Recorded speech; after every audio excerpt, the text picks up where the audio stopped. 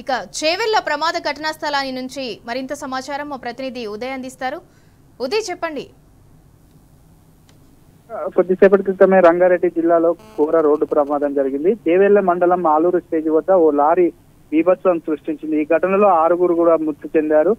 హైదరాబాద్ బీజాపూర్ రహదారి పక్కన ఉన్న దాదాపు 50 మంది, అంటే 50 మంది, కొంతమంది వివిధ కూరగాయల షాపులు పెట్టుకుంటూ జీవనం కొనసాగిస్తున్న నేపథ్యంలో ఈ జాతీయ రహదారిపై వెళ్తున్న లారీ ఒక్కసారిగా కూడా వారిపై దూసుకెళ్లడంతో ఈ ఘటన చోటు చేసుకున్నది. ఈ ఘటనలో దాదాపు 6 మంది కూడా ఇప్పటికే మరణించారు. మరికొంతమందిని కూడా ఆసుపత్రికి కూడా తీసుకెళ్లేందుకు కూడా ఇక్కడ అన్ని ఏర్పాట్లు చేస్తున్నారు. ఇప్పటికే హాస్పిటల్ కి, అంటే చేవెళ్ల మండలంలోని ప్రభుత్వ హాస్పిటల్ కి తీసుకెళ్లారు. అక్కడ చేవెళ్ల మండలంలోని ప్రభుత్వ హాస్పిటల్లో ఇప్పటికే మాజీ మంత్రి మహేశ్వరం ఎమ్మెల్యే సబితా ఇందరెడ్డి, దాంతో పాటు పట్లోల కార్తికరెడ్డి, బీఆర్ఎస్ నాయకులు, ఇతర బీఆర్ఎస్ నాయకులు కూడా వారిని పరామర్శించి కొద్దిసేపటి క్రితమే సంఘటన స్థలానికి చేరుకొని కూడా ఇక్కడ ఘటనకు సంబంధించిన వివరాలను ఇక్కడ పోలీసు అధికారులను అడిగి తెలుసుకున్నారు. ఈ నిత్యం నిత్యం ఎప్పుడు ఏదో ఒక అంటే ఈ రహదారిలో నిత్యం ఏదో ఒక సందర్భంలో కూడా ఇలాంటి ఘటనలు జరుగుతూ ఉన్నాయి.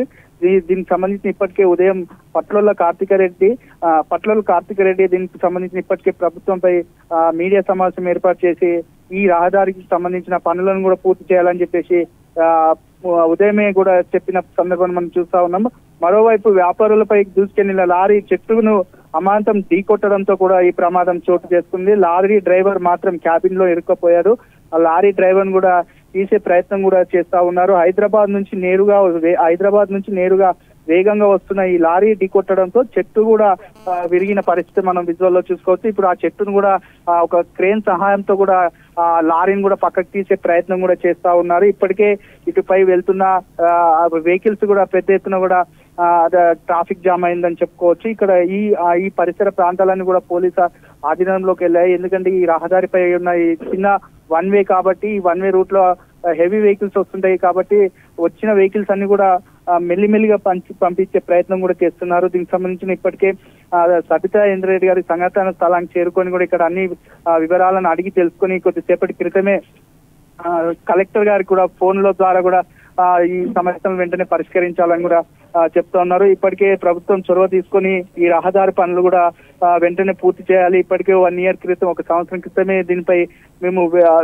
ఈ పనులను పూర్తి చేయాలని మేము విడుదల చేసాం. కాకపోతే అదే టైంలో ఎన్నికలు రావడంతో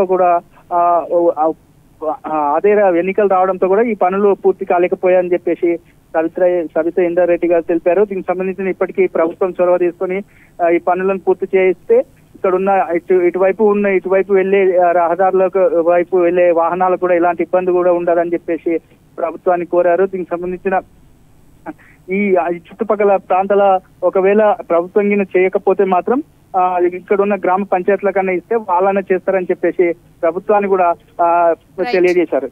Sindhura. Right, thank you Uday.